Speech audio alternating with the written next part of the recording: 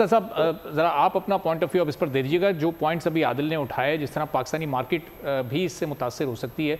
पाकिस्तान की तो सबसे बड़ी एक्सपोर्ट अमेरिका को होती है, $8 बिलियन की, 16% वो पाकिस्तान की टोटल एक्सपोर्ट्स का है।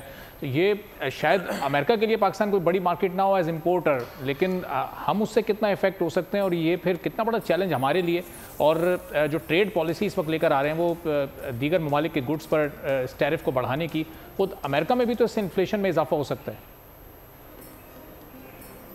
जी बहुत शुक्रिया।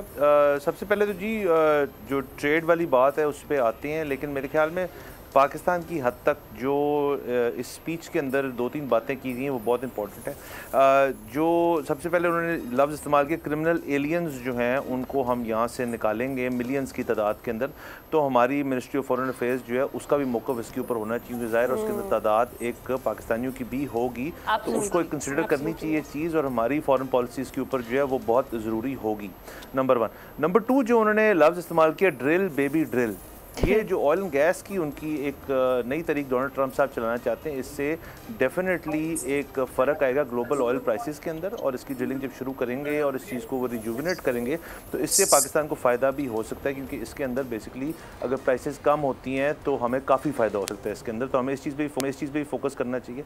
उसके अलावा पाकिस्तान के अंदर जो उनका एक स्ट्रेट स्टांस है, ज़ाहिर है वो आज तो उन्होंने स्पीच में तो नहीं बात करनी थी, और उसके अंदर ट्रेड की जब उनकी पॉलिसीज़ आएंगी तब उसकी बात हम बड़ी तफसीली कर सकते हैं एग्जैक्टली वो क्या कह रहे हैं। लेकिन जो एग्जीक्यूटिव ऑर्डर्स हैं उसके अंदर एक चीज़ जो अभी तक हाईलाइट नहीं हुई जो बहुत इंपॉर्टेंट है, फ्री स्पीच की बात की। ये बेसिकली उनका इशारा था जो 2-3 दिन से टिकटॉक का जो बैन है वो चल रहा है। ये उन्होंने 2-3 दिन पहले भी कहा था और कंफर्म किया था कि मैं 90 डेज़ का ग्रेस पीरियड दे के उसके बाद टिकटॉक को चलने दूंगा और उसके बाद उसको करेंगे। ये थोड़ी सी इन रोड्स टुवर्ड्स चाइना भी हो सकती हैं, और जैसे उन्होंने कहा कि प्रेसिडेंट जी को वो मिलने भी जाएंगे, तो ये भी बहुत इंटरेस्टिंग बात थी उनकी स्पीच के अंदर। उसके अलावा जो उन्होंने डोमेस्टिक तौर पर काफ़ी बातें की, उन्होंने जो बाइडन जो उनके लेफ्ट पे ही बैठे हुए थे उनकी एडमिनिस्ट्रेशन को काफ़ी सारी बातें उन्होंने सुनाई जो कि इनडायरेक्टली सुनाई। नंबर 1 जो LA फायर्स हैं, उसके अलावा नॉर्थ कैरोलिना का उन्होंने शुरू में जिक्र किया।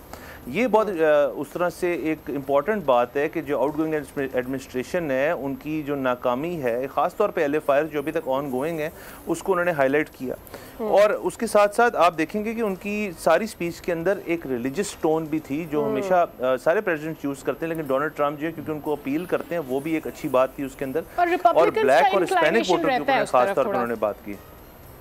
बिल्कुल, और रिपब्लिकन्स जी बिल्कुल रिपब्लिकन्स का रहता है, ज़्यादा डेमोक्रेट्स का भी रहता है, वो तो खैर उनकी जो तमाम जितने आते हैं वो उनका इंक्लाइन रिपब्लिकन का शायद थोड़ा ज़्यादा होता हो, बट जो ब्लैक और हिस्पैनिक्स की उन्होंने बात की वो भी एक डोनाल्ड ट्रंप के लिए एक बहुत ही एक डिफरेंट सॉर्ट ऑफ उनकी अपील थी। एक तरफ वो एक मैस एक्सोडस की बात कर रहे हैं जो इलीगल्स हैं, और उसके साथ साथ जो ब्लैक और हिस्पैनिक उनके वोटर्स थे उनको वो कंग्रेचुलेट भी कर रहे हैं। ये बात भी बहुत उस तरह से इंटरेस्टिंग थी। बाकी उन्होंने एक और बात की कि मैं एक पीस मेकर और यूनिफायर के तौर पर आ रहा हूँ। जो उनकी पहली एडमिनिस्ट्रेशन थी और उससे ये काफ़ी एक ड्रास्टिक चेंज नज़र आया डोनाल्ड ट्रंप के अंदर। और जो पहले यहाँ बात हो रही थी कि वो शायद एक स्मार्ट शख्स नहीं है या फिर वो एक अनएजुकेटेड शख्स हैं, मैं उससे डिसग्री करता हूँ। देखें ये एक ऐसे प्रेसिडेंट बनने को जा रहे हैं जो non consecutive term American history के अंदर दूसरी दफ़ा हुआ है, तो और पॉपुलर वोट भी इस दफ़ा वो लेके गए हैं अपना। और जिस तरह से वो एडमिनिस्ट्रेशन अपनी लेकर आ रहे हैं उस तरह से बड़े स्ट्रॉन्ग लीडर पेश आ रहे हैं। तो ये एक अनएजुकेटेड बंदे का तो काम नहीं होता कि वो कैसे ये चीज़ कर ले। तो आई थिंक कि आगे जाते हुए जो उनकी पॉलिसी बेसिकली पाकिस्तान के साथ रहनी है वो आने वाले दिनों में पता चलेगी। मेरे ख्याल में अभी उनकी जो प्रायोरिटी लिस्ट है जिसके अंदर उन्होंने कहा जी 50 से 100 एग्जीक्यूटिव ऑर्डर्स करूँगा, सिर्फ उन्होंने 4-5 का जिक्र किया अभी किया है। वो कल परसों हमें पता चलेगा एग्जैक्टली कौन सी चीज़ें कर रहे हैं, लेकिन डेफिनेटली बहुत बोल्ड स्पीच थी। उन्होंने काफ़ी जो लाएअमल है मुल्क के लिए उन्होंने किया है, एक बहुत टॉल ऑर्डर है। और ये बात भी याद रखनी चाहिए ये डोनाल्ड ट्रंप की लास्ट टर्म है, तो he has 4 years to do what all is promised. ठीक हो गया। सब्सक्राइब करें और बेल दबाएं ताकि कोई खबर रह न जाए।